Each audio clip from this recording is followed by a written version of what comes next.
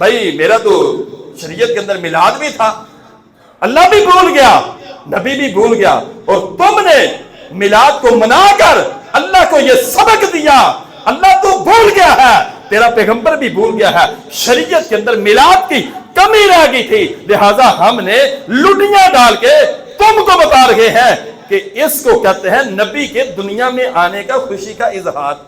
ये तो अल्लाह को बता रहे हैं कि अल्लाह को नहीं पता चला। तो फबिज़ालिका फलयफ़रहू हुवा खैरुम मिम्मा यजमऊन। अल्लाह फरमाते हैं कुरान को मजबूती से थाम लो, जो जो दुनिया के तुमने खजाने जमा किए हैं ये उनसे करोड़ गुना बेहतर है। दुनिया की इज्जत, दुनिया की डिग्रियां, दुनिया का माल, अल्लाह सुब्हानहू व तआला ने कहा कि कुरान को समेटो, कुरान को पढ़ो, कुरान के मुताबिक अमल करो, तो ये तुम्हारी दुनिया जो कुछ इस दुनिया के अंदर है उससे करोड़ गुना बेहतर है।